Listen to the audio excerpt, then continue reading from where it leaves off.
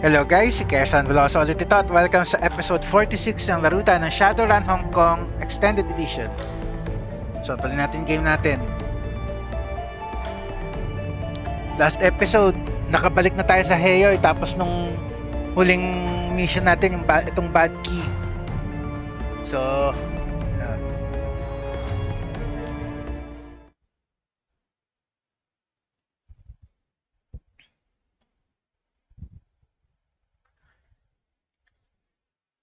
Waxing won't know what hit him. The embarrassment of their own geomantic science turned against them will sit unfavorably on the tongues of Waxing executives and maybe even get a few people terminated. They'll know it wasn't just the building you battered. You sent a message. Everyone has a weakness that can be exploited. The change in feng shui should keep them spinning for months. The complete disruption of their key and destruction of their temple will cripple the energy at this branch of the company. And with Waxing focusing on restoring their temple, it will be a long time before they discover the full extent of your assault.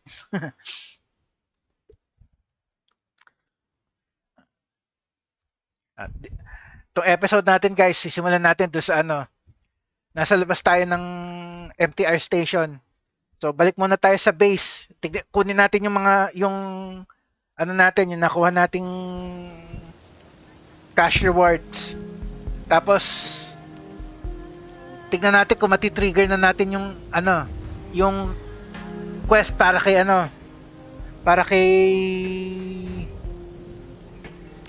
Gabet. Yun na lang kulang ko kasi kailangan makuha natin din yun Okay, so balik muna sa headquarters. Sa base natin. Balik muna tayo sa loob na Kraken.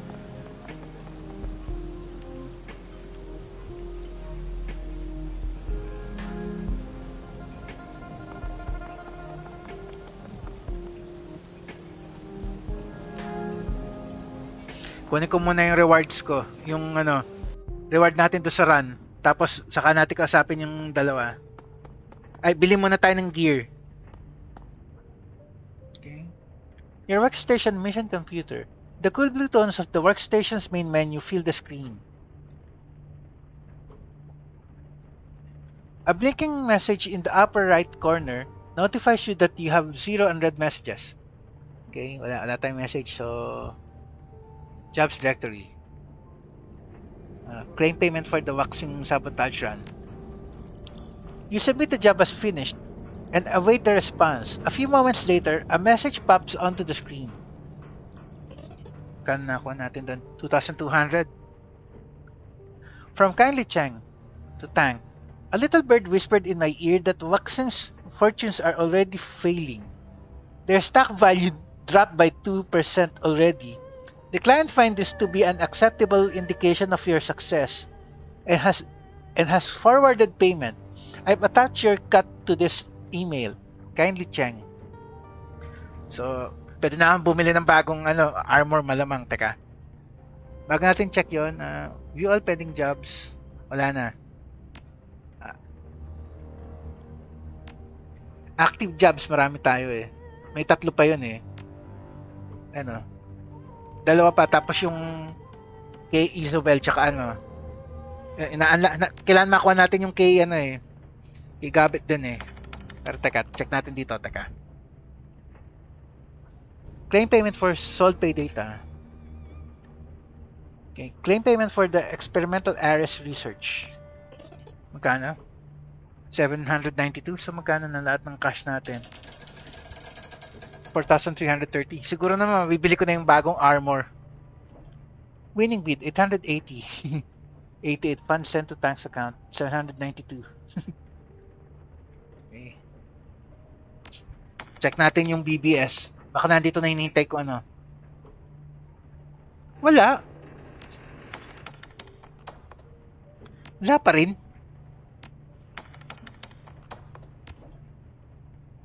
Okay. Post tayo ulit ng pay data. Attach data to escrow account. Data will be automatically sold to the highest bidder. Both parties will remain anonymous throughout transaction. Up. Post waxing logistics data. Posting will remain active for 2 days. Ano ba? Wala na. Okay.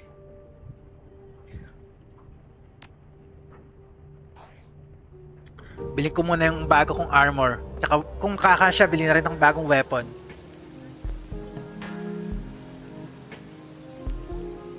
Actually, baka hindi pa pwede dahil low ano pa ako eh.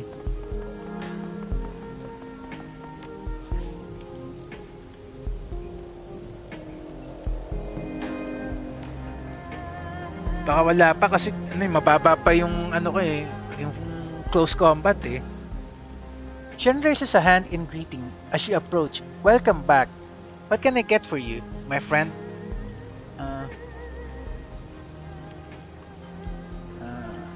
Show me what you've got muna. Kailangan ko ng bagong outfit.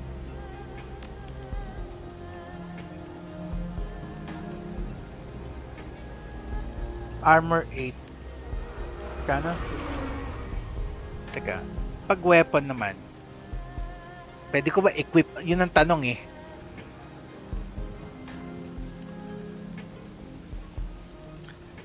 Close combat 8. 5.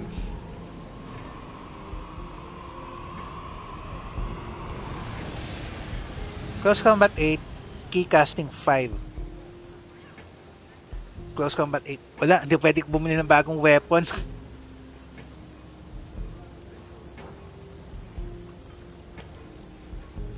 Hindi pwede sa weapon, at least outfit. Pwede.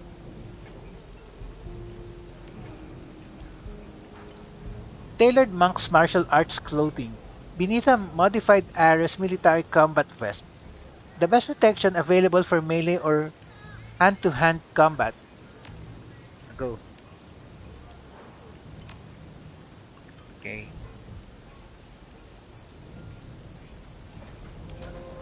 Okay.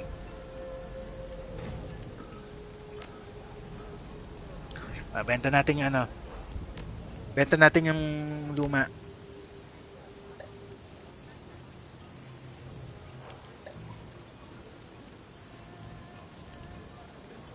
So, hindi ko muna pwede benta ito. 675 lang. At least 2,000 nila yung cash ko. So 2,100.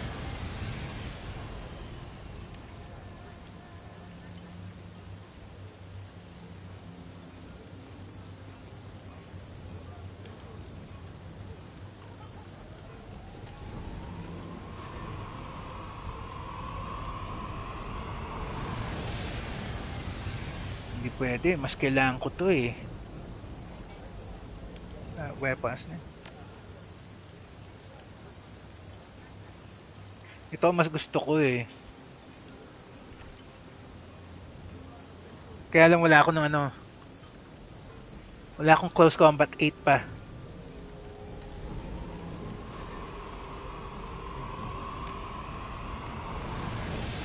Tell me more about your crew.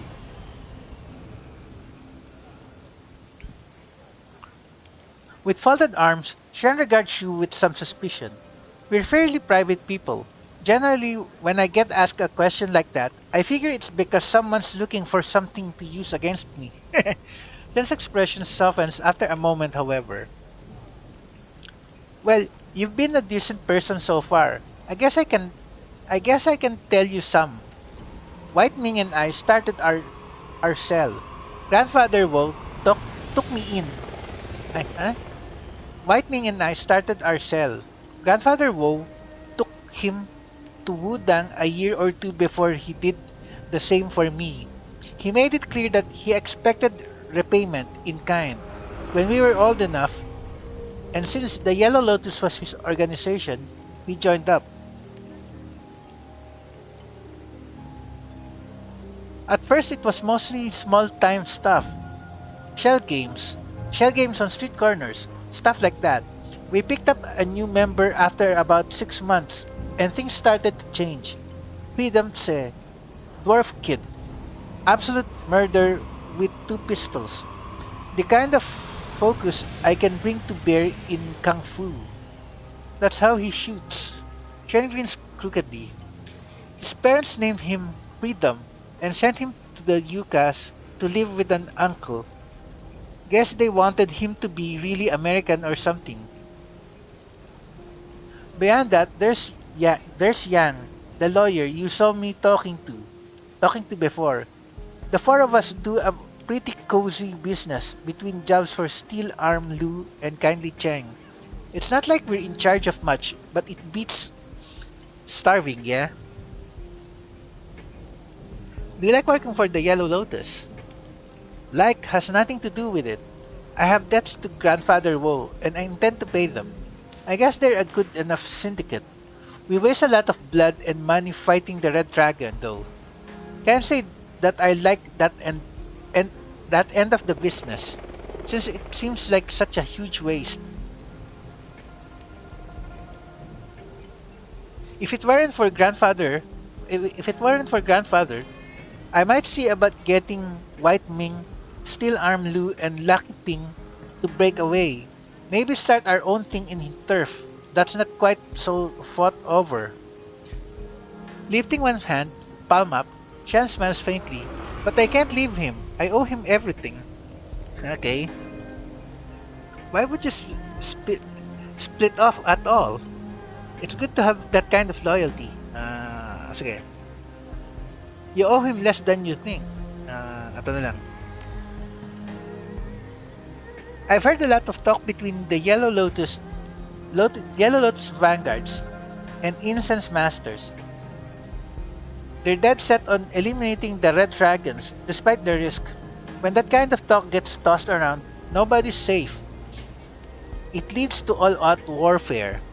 Last time that happened, the White Jade Brotherhood got wiped out completely. It's just bad strategy to try and wipe them out. It's all this old rivalry between the elders.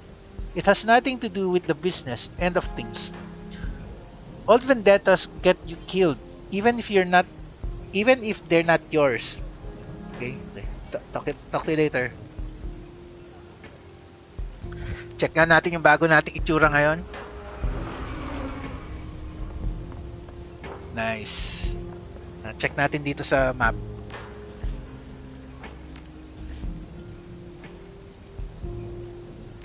Nice. At least fully clothed, hindi nakatapak. Okay. Para talaga Para talaga si yung dati si Dagul. Okay. Balik tayo dito sa ship natin. Tignan natin kung makakausap na natin kung mawawala na si Gobet do sa kung sasabihin na ni Isobel na nawawala siya. Kailangan kasi ma-trigger natin yun eh. Teka, kausapin din muna natin kausapin natin itong si Duncan.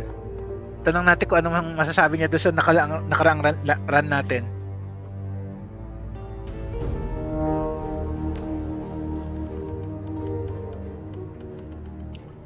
You walk into a mess. Half-eaten cans of food litter the floor, and personal equipment is strewn about in a haphazard fashion. Amid the mess, Wu sits in his bunk, with his back against the wall. He has a PDA in his hands, and he's staring down at it, sullen and morose. He doesn't acknowledge your entry. Want me to come back later? Now it's your turn to look like shit. We have stuff to talk about. Teka, ito muna. Doesn't matter. He doesn't look up. Go, stay, whatever. Ganon no? I assume that you're here to talk. Come on, what did you think about that last run? What are you looking at on the PDA? Let's talk later. Ito muna. So I guess we're vandals for hire now. Renting ourselves out to tip people's tables and scroll graffiti on their walls. I don't know, Azulav Enhar. Feels like Bush League Baron's gangster. I don't know, Azulav Enhar. Feels like Bush League Baron's Ganger crap to me. The kind of stuff that we outgrew when we were 8.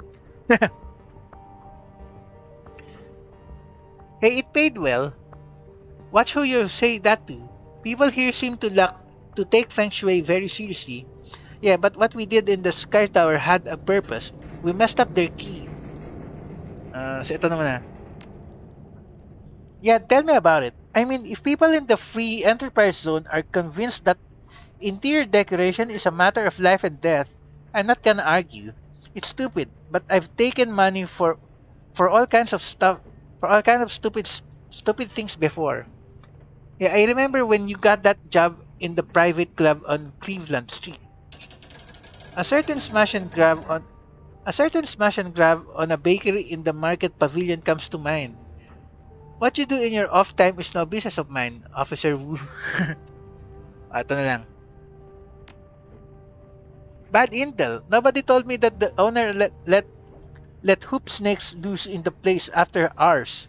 I mean, who does that? Paranormal snakes in a muffin shop? I barely made out of there alive. Anyway, enough about that. Need anything else? What are you looking at on the PDA? So itanong natin. A video of Everett Chan. Can I see it? Where'd you get it? Put it away. Sige, can I see it na lang? Sure, why not? Wu taps a button and turns the PDA around so you can see it. The footage shows a serious Chinese man in an expensive suit sitting behind a large solid wood desk covered in blueprints. The man is holding a magnifying glass over one of the plans and studying it intently. He folds the blueprint over and checks the one beneath it. The nameplate on the desk reads Edward Sang, Vice President of Special Projects. The video is rough and contains no sound. It may have been footage for a documentary that was never completed. The next shot is from some sort of planning meeting in a glass-enclosed conference room. The serious man is sitting at the conference table, pointing to a large map and looking up at the man standing around him. Looking at the men pala, standing around him. He's explaining something. He's explaining something. They look at each other and nod, clearly impressed by what he has to say. The whiteboard at the end of this room bears the words "Groundbreaking, 21st May, 2022," written in bold characters. Raymond's writing.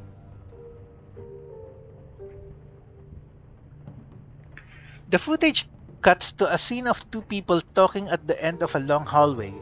They don't appear to know that they're being recorded. It's the serious man, listening intently to what an older woman has to say, nodding with his arms crossed and his thumb at his hips. The woman is the same one that was in that video call that kindly Cheng showed you, Josephine Sang. He is somewhere, she is somewhere in her late middle age, beautiful and very clearly in charge. The two look up at the same time, feed the camera and begin waving their hands for it to be turned off. The woman appears angry, but cold. The video ends and Wu puts the PDA face down on his bunk. Wu shrugs his shoulders, searching your eyes. Who is that guy? Edward Sang, Vice President of Special Projects for Sang Mechanical Services. The guy who cleaned us up. Gave us a home. I don't know anymore. Sige, ito na lang. Yeah, me either. Maybe when we find the plastic-faced man, we'll get some answers. Until then, Raymond Black is Raymond Black. And this guy is someone else. Been thinking about the way you and Raymond used to butt heads. Ito na lang, sige ito. What about it? I never really had that problem with him. I think that's one of the reasons you were angry with me when I left. I had a better relationship with him. Nothing, never mind. Ito na lang. You didn't have a better relationship with him. Raymond and I were tight. You just knew how to avoid conflict better than I did. That's not the same thing. You had that way of diffusing him when he started with that intense array thing he used to do. Remember? Intense array. I haven't thought of that in a long time. Pag no, wag na lang. I think you were the one who came up with that name. It was like the summer after we started living with him and Mrs. Maloney. Raid found out that we hadn't followed one of his rules. I don't remember which. There was a long list. You'd bought some nerps. He hated crap like that. I think you were still smoking. That was when he found out you'd broken his no dating until you graduate rule. Ito na lang. Yeah, I think that was it. I was smoking and he was pissed, and I said that fat kids who smoke die faster. So just to be obstinate, I told him I like to smoke, and we got into it. Then you came in and diffused the whole situation. Wu stops talking and his expression becomes thoughtful. I think that's why I was so resentful when you took off, especially after Mrs. Maloney died. You were the only one who could get through to him when he became him intense array. I remember the last time it was it was when double tray got taken. Like the day 162s decided they wanted our squad. I did have a talent for getting Raymond to calm down when you two started going at it. So ito na lang. Especially the last time, the week you left, Wu's expression hardens and he picks up the PDA again. I don't want to talk anymore, Aslam and her. I've got enough on my mind as it is. Stuff like my father betraying my trust.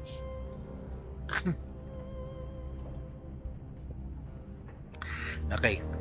Save muna natin. Tapos sana pag akyat natin dito, nawawala na si Gobet. Kailangan natin yung ano niya eh. Kailangan pa rin natin makuha kasi yung additional quest niya eh.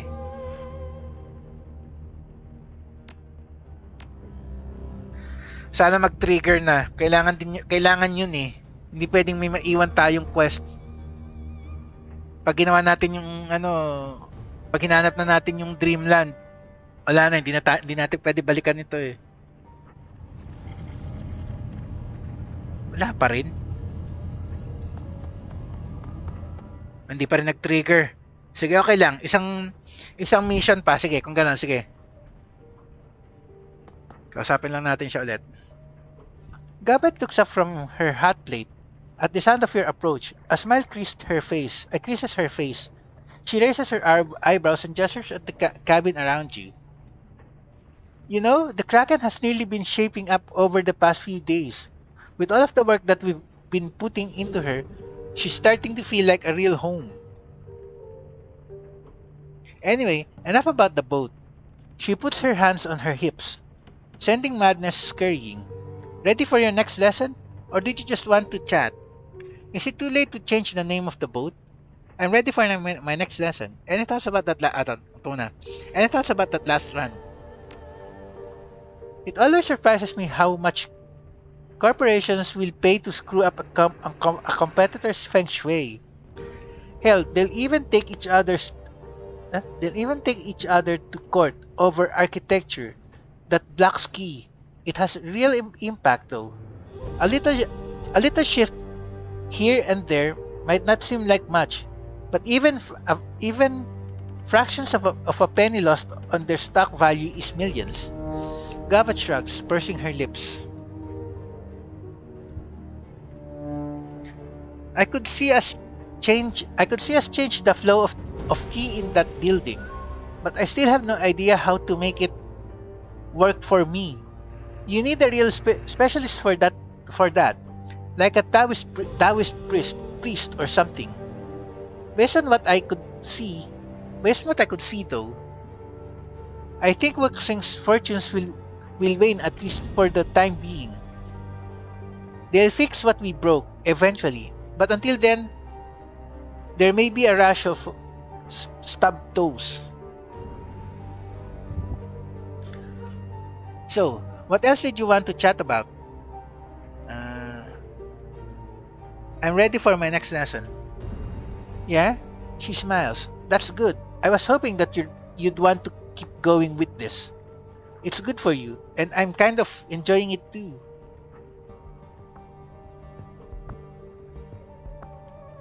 Gabet runs a hand through the knotted ropes of her hair, a contemplative look on her face. A moment later, she turns her attention back to you. Alright, this is gonna be another long story, so I'm thinking we should take it in chunks. If you've got any questions, you can ask them along the way, and if you need to take a break, we can come back to it. Sounds good? Sure, sounds good. However you want to do it is fine by me. Don't ask, don't ask, tell. You're the one who's running this show, remember? Ito, number one. Kailangan talaga matrigger natin yun eventually eh. Good. So last time I told you about the event that brought an end to my illustrious career as a subcontractor. This time I'm gonna tell you about a run that I went on with my regular team. Nightchair's team, you mean? Was that where you started running with Isabel? So ito muna, tanong natin. No, this was long before Iz hit the streets as a runner. We were friends and everything, but she was still learning to deck back then. She was good for her age, but she wasn't ready for prime time.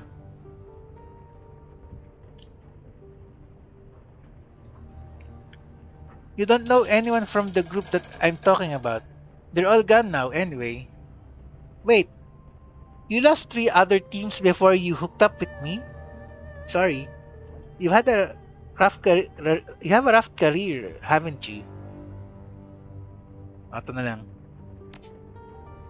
Thanks, but it's alright. When you run the shadows, losing people is an occupational hazard. She offers you a lopsided smile. As Shadowrunners, we're disposable assets. It shouldn't come as a surprise when we get used up and tossed away. Description yun ng Shadowrun sa yung board game. Yan, mga Shadowrunners disposable. It was the same way in the Barrens. Here today, gone tomorrow. That's a little grim. Hey, nobody lives forever. We all get flushed down the same chute in the end. Ito na lang. Yeah, you know how it is. People die, and it's sad. But there's no sense moping around it. Tell me about the team that you were running with. How did you meet this group of yours? Let's take a break and come back to this later. Sure. She extends a hand so that she can count off teammates on her fingers. Madness carries down her sleeve and perches on her forearm. Our muscle was a Hawaiian Jew with poor impulse control. Big round guy with lumberjack arms and ringlets in his hair. He called himself Honu. I guess that he loved turtles? I don't know, street names are weird. We had a tech specialist, Egret. She was tall, gawky, dyed her hair bone white. She had a drone named Arlo that followed her around like a lost puppy. Eh di parang si Raptor. She was kind of a jack of all trades, but she could get the job done. Fun at parties too.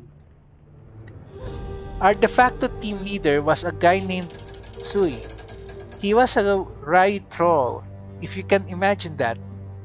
Probably about 2% body fat, all skin and bones. Walked with a hunch to make himself look smaller. He was a shaman. Pallid rat like me. Sounds like an interesting group of people. There can't be many troll rat shamans out there. It was, but then everyone I've worked with has been interesting in his or her own way. As a rule, shadow running isn't a profession that attracts boring people. How did you meet this group of yours? Wag break, tapusin natin to.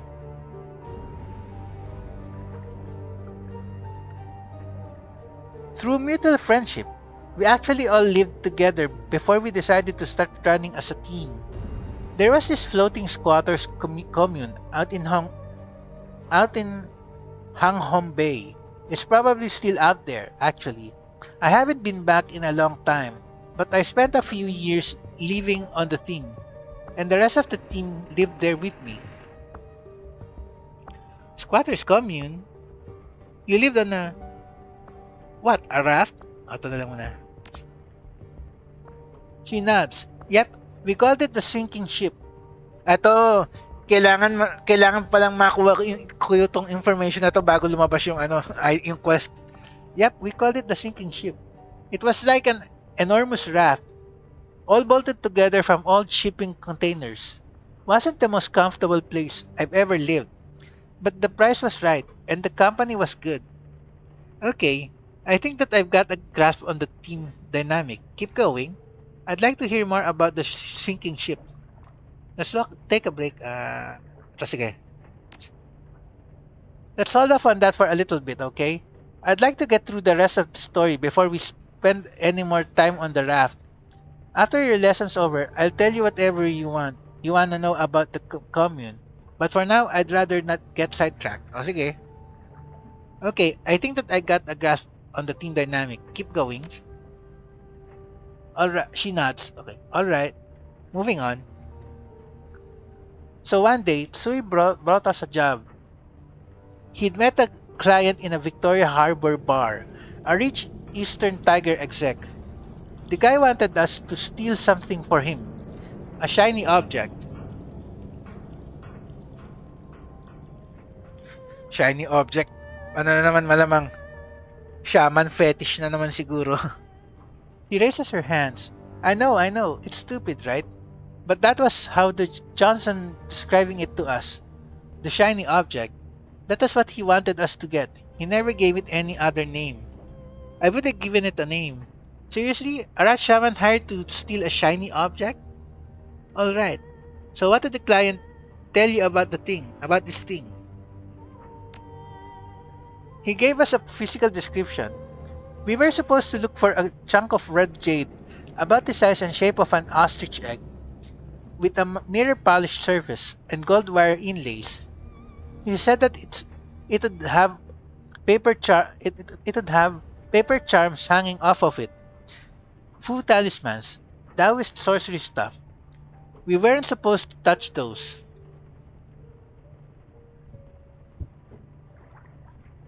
The client also told us about the shiny object's then owner, an old hedge wizard turned entrepreneur named Kong Shu Yan.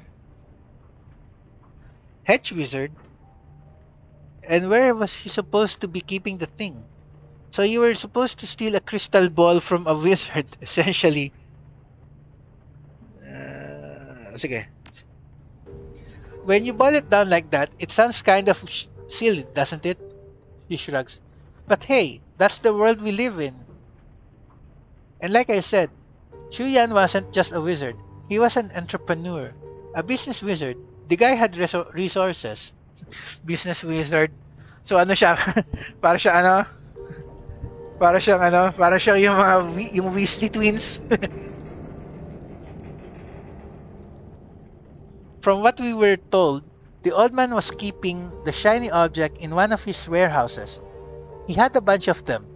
He built himself a nice little empire, selling magical paraphernalia through puppet vendors in the Yao Ma Tei night market. Supposedly, a good fifth of the stalls in that place were on Shu Yan's payroll. Get it? Got it. Keep going. Yeah, what kind of magical paraphernalia are we talking about? Magical objects, huh? You got my attention. Ito na lang.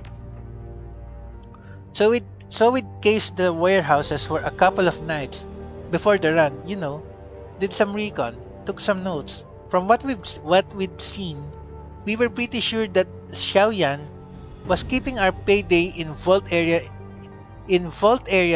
at the very back of the building. Security was pretty heavy though. He was paying our local triad for protection, and he kept a lot of their boys on staff.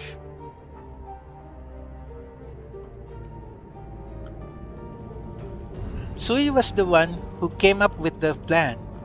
We'd split up outside and enter the warehouse in two teams. Team A would create a diversion. Team B would hit the vault, while security was looking the other way. We'd grab our payday, regroup, and get the hell out of there. Seems straightforward enough. How'd it work out? That's pretty much what I'd have done in your place. In my experience, splitting the group is almost always more trouble than it's worth. Hindi rin. Sinubukan din natin gawin yun eh. So, ito lang. Yeah, it was a bad plan. And it went surprisingly well, at least to a point. Team A, Honu, and Egret circled around to the loading dock just like we'd planned. Sui and I waited by the service entrance. We didn't have to wait long. A couple of minutes in, we heard this ungodly crash, then another and another. As it turns out, Egret had rigged into Suyan's network of automated forklifts. She had six of them running amok in the loading dock, chasing down workers and crashing themselves into anything marked fragile. Sounds like a good time. The next time we're on a run with a loading dock, remind me about the forklift, forklift trick. Sige. It's awesome, right? A dream smile spreads across her face. Egret really outdid herself. I wish that I could have been there to see it.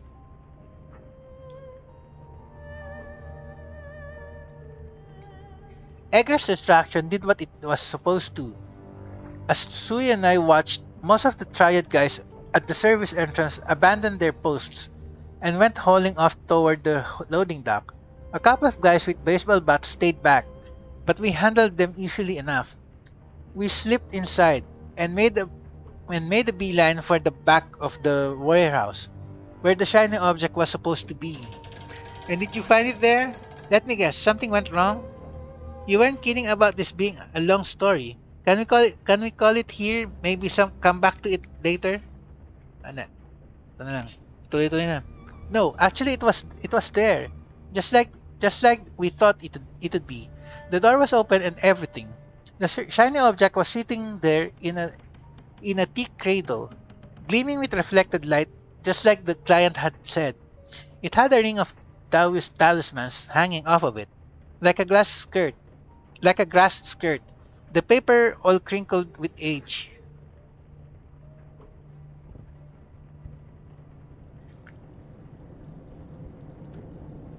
We didn't waste any time. I reached in and grabbed the thing. It felt strange though. My gloves, the jade sort of pulsed, and it as if it hadn't as if it had a heartbeat. That sounds ominous. I'd have made Sui carry it. The run was his idea. The run was his idea, right? Ito na. Yeah, tell me about it. I wanted to drop the thing, but it was our payday, so I slipped it into my satchel instead. I couldn't get the flap closed quickly enough. The package being secure, Sui and I turned to hightail it out of there, and then things went to shit. Did you run into more security? Did the shiny object do something unpredictable? Ito na lang. Malamang.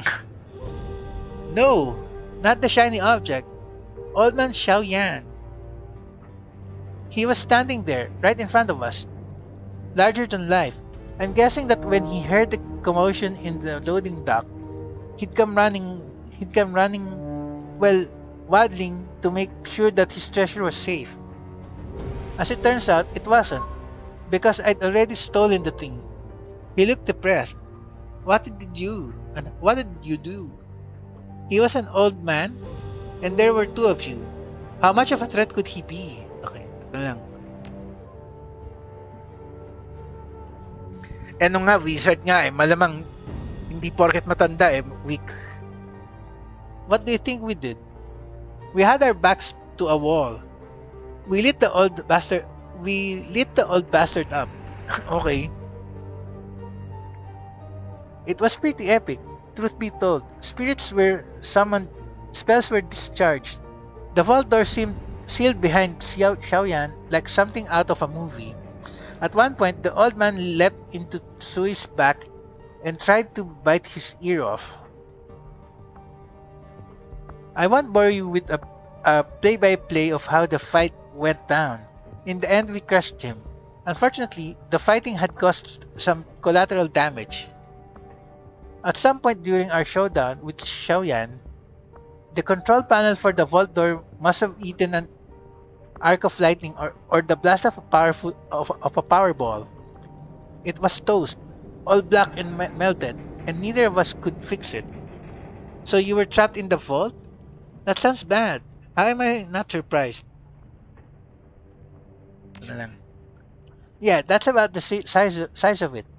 And it was only a matter of time before the old man's remaining security guys found us in there.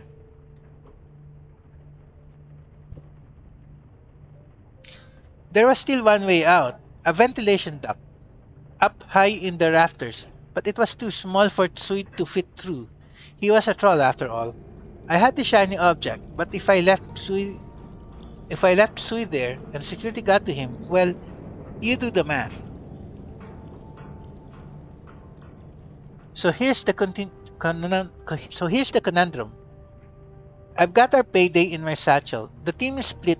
It's inevitable that more Triad 49ers are going to hit us, but we don't know when or how many. Egret and Honu are holding their own in the loading dock for now.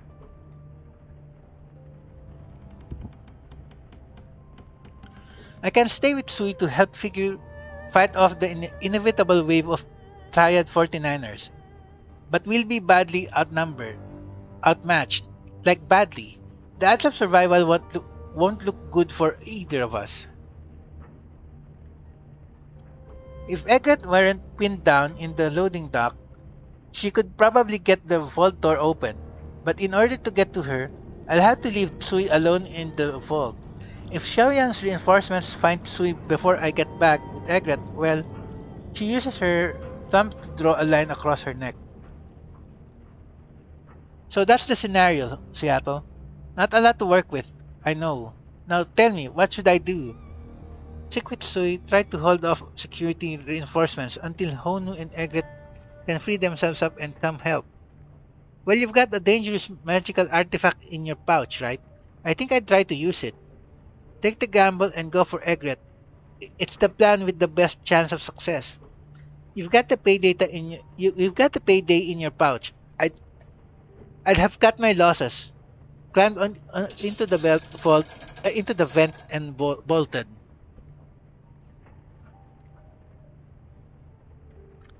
Um, Common logic parang ito mas maganda. Ito hindi masyado eh. Ito hindi rin. Ito na lang. Actually ito ano. Ito yung medyo logical pero ito pipiliin ko. He nods unsmiling. That's the most stylish answer, isn't it? Just audacious enough to be fun. It popped into my head right then and there. Same as it did yours. So that's what I did. No hesitation. I just made it happen.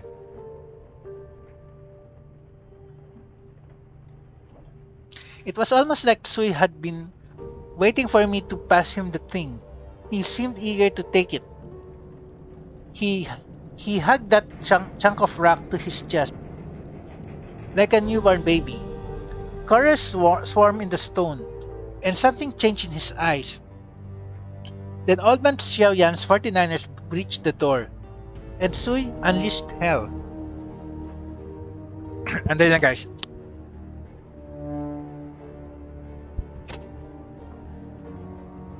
She pauses, frowning, stops scratching Folly and uses the hand to rub her eyes.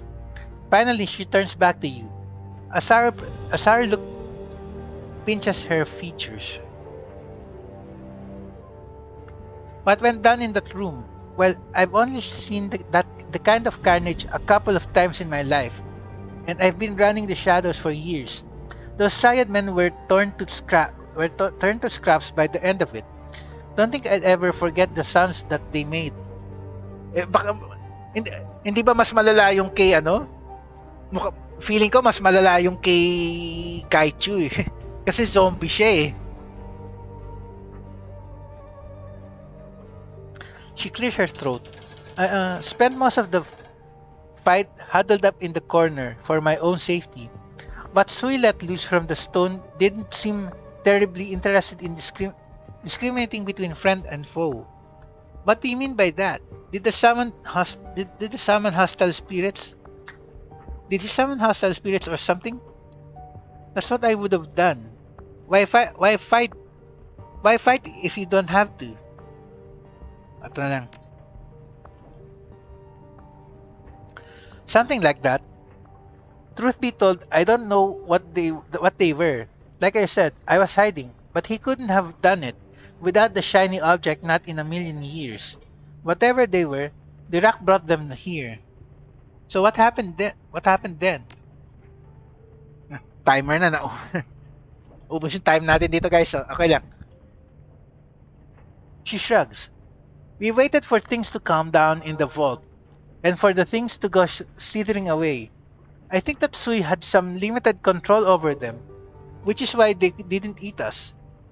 After they were gone, Sui gave me the shiny object back. I put it in my satchel and we bailed. We collected the others on the way out. They were blissfully ignorant of what had happened on the other side of the warehouse, and I didn't see a reason to change that. We hightailed it back to the docks and caught the first boat back to the sinking ship. Mission accomplished. Gabbett looks away again, stares off into space. From what I'm told, people still avoid Shuyan's warehouse like the plague. It's supposed to be haunted even to this day. People who set foot in the building keep turning up dead. Pretty sure I'm one of the ones. I'm pretty sure I'm one of the only living people who knows why. Dahil doon sa ano, yung pinakawalang spirits. Abruptly, her body language changes. Anyway, that's it. Lesson's over. If you've got any questions, go ahead. Gabat, was there a point to this story? I'm trying to find a moral here. Ito. There was when I started telling it. I thought it I was I thought I was gonna tell you to be comfortable with breaking the rules. I don't think I'm gonna say that now though. I'm not feeling it anymore. Why not? At least your team made it out of this run alive.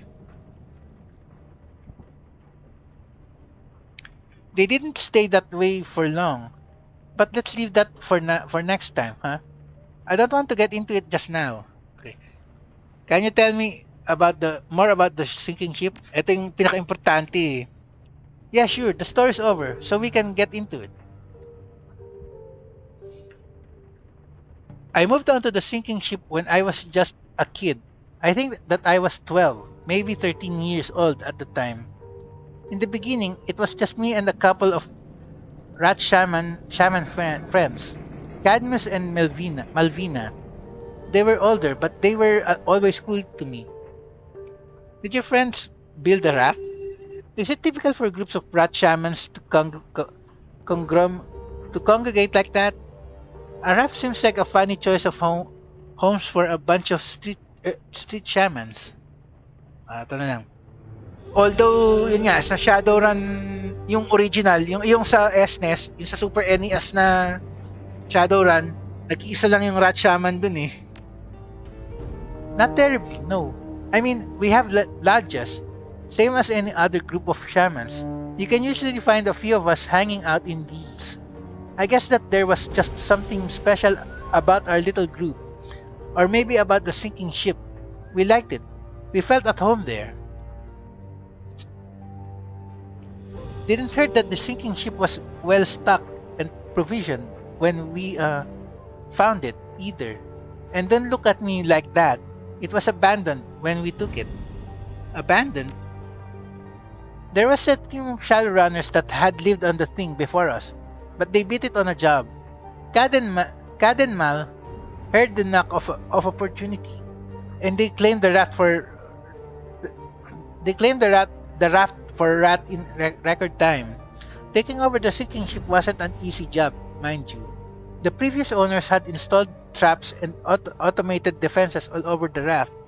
Cad had his hands full with those for a month. What kind of traps are we talking about? Sounds really cozy, Gabet. Like a floating battleship, a death ship.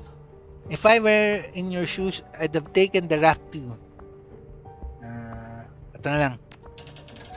That actually isn't too far off. There were explosives, pop turrets, all that good stuff. Kad and his sister Yasmin took care of most of it without too much trouble though. The biggest problems were the scuttling charges. The runners who built the raft had installed these explosives all along the perimeter of that would rip the bottom out of the thing if it were ever seized by the police. The explosives were tricky to deal with.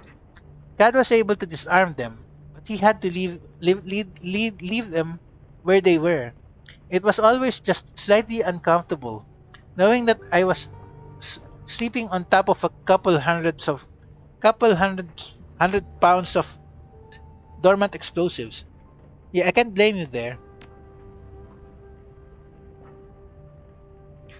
She shrugs. Hey, like I said, it was free. There weren't really even any rules to follow, which suited me fine. Malvina was sort of the leader of our little nest, but we never really listened to her. She was always trying to play the mom card, instill a sense of responsibility into us. It was cute. She did have a propensity for getting things done though. I have to give her that. Anyway, after a few months, other people started showing up.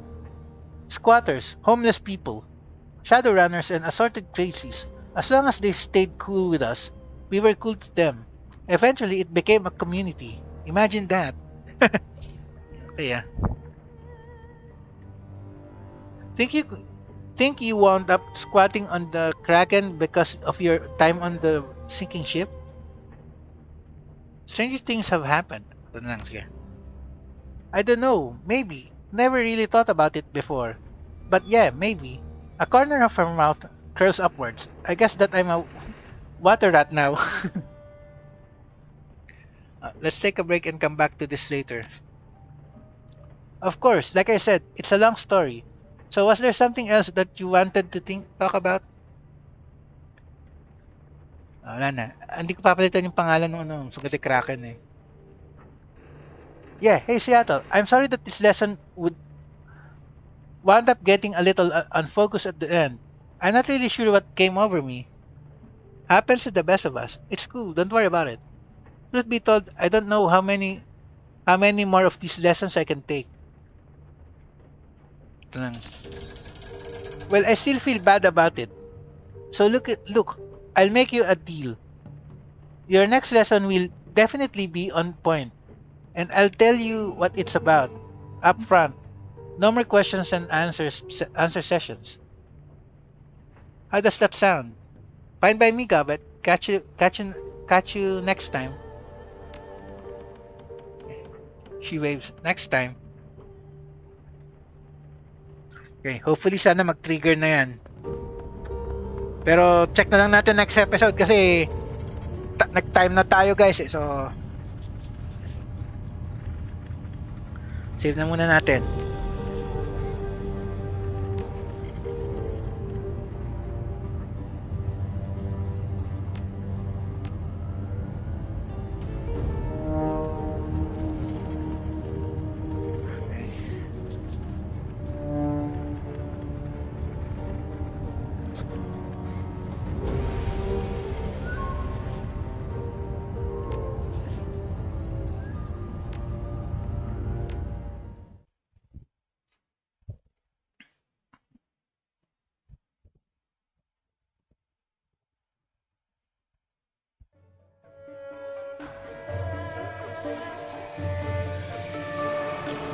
Okay guys, Kaya San Velasa signing off.